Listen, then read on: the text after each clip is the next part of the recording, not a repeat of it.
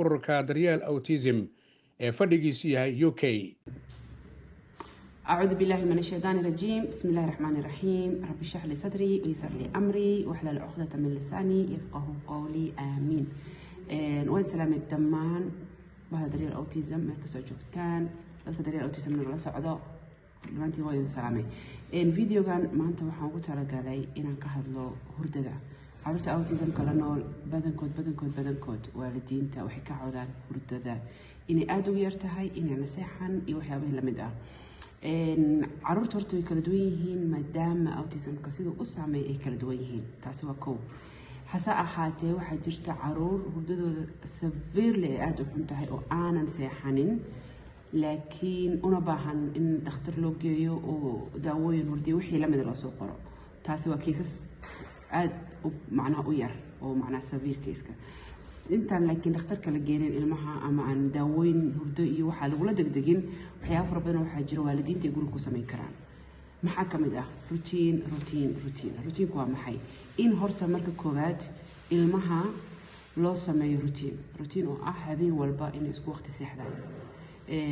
hurdada sariirta ilmaha markuu tago uu seexanaya laakiin waxaa ka horeysa hawsha ka horeysa ayaa waxay tahay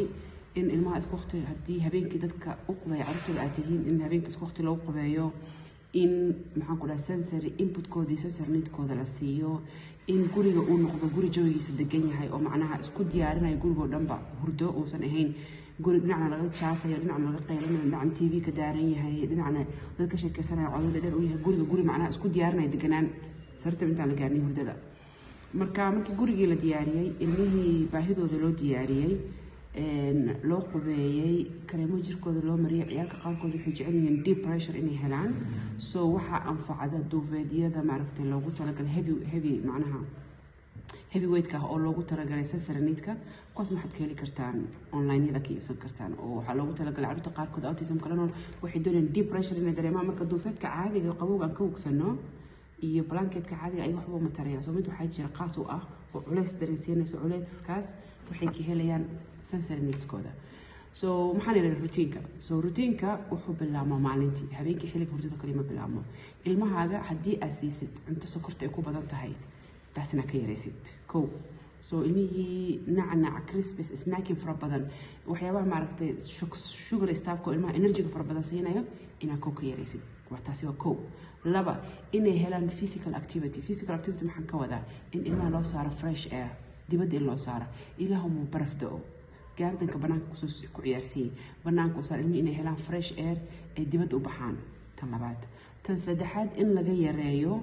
stimulationka faraha badan ee maskaxdooda ku dhacaya ee aanan ahayn weliba stimulationka saxda ahaa sida taleefanada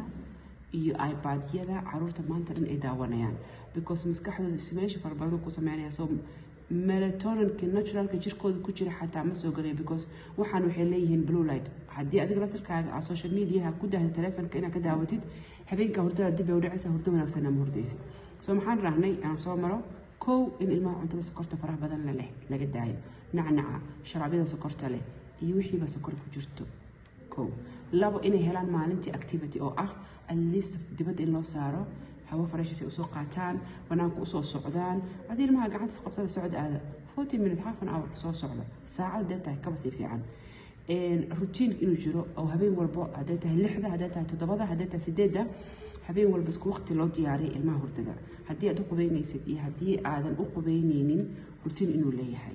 tan saddexaad waa taa tan afaraad ee lagama maarmaanka ee waxaasoo dhan isku soo xiranaysa isku soo darsanaysa ayaa waxay tahay inuu ilmaha haysto visual sawiro ka turjumaya waxaan uu sameynayo dhan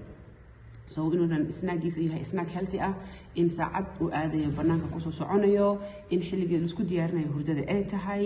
oo haddii la qubaysanayo hadduu bijaamada xiranayo hadduu ilkaha cadaysanayo ilmaha everything uu sameyn lahaa ilmaha sariirta ka hor sawiro ayadoo ah oo schedule ah uu leeyahay haddii uu yahay ilmaha u baahan weighted blanketkana macnaha duufeedka culus usoo iibay si ay macnaha u hugsadaan uga helaan sensory needkooda qolka ilmaha uu seexanay ayadana waa laga maarmaan waa inuu hadduu ilmahaaga mugdiga ka baqo kaleeto inuu leeyahay nal yar waxaa jiro oo sensory light ah oo loogu talagalay carruurteena baahida gaarka ah nalkaas yarkaa kale inaa u dhigtid maxaan ku rahdaa qolka inuusan ahayn qol stimulation fara badan oo toy iyo teddy bears iyo waxyaabo fara badan qolka inuu u ahaado qolka qol very very simple ah gurigana waa inuu ahaadaa guri u diyaarsan habeennimada sababtoo maalinta codkan isticmaalay habeenka codkan isticmaalay waa inuu kala duwanaado because maalinta shaqarta way yartahay naturally marka ilmihii in la rabtiinka loo sameeyo yiraahdo waa la seexinayaa xaafadeena ay qaylo iyo buuq iyo waxaas ka jirto isma keenayso intaas markaa sameysay ha u malaynin maalin iyo week iyo laba inay kugu qaadanayso haddii ilmaha hurdada ku dhiban yahay laakiin I promise you schedulekaas haddaa raacdid oo strictly u raacdo habeenna aad sameyn habeenna aadan joojinin oo seta u samaysid insha allah biidni alkariim rutiinka hurdada caruurtaada wax weyn ayaa iska bedelaya way jiraan caruur u baahan inay qaataan daawooyin taasi marka intaas samaysid uu ilmaha seexan waayo oo waqti dheer aad samaysid waliba ugu yaraan 6 weeks aad trainingkaa samaynaysay oo isku si u samaynaysay oo ilmahaaga wax iska bedeli waayeen oo severely hurdadiisa uuna seexanaynin ilmahaaga dan markaa dhakhtar u geey haddii u baahdo daawooyin hurdo si loogu qoro laakiin intaadan dhakhtar kula degdegin taladaydu waa intaa khayr barwaaqin macaan kaga tagay assalaamu calaykum waraxmatullaahi wabarakaatu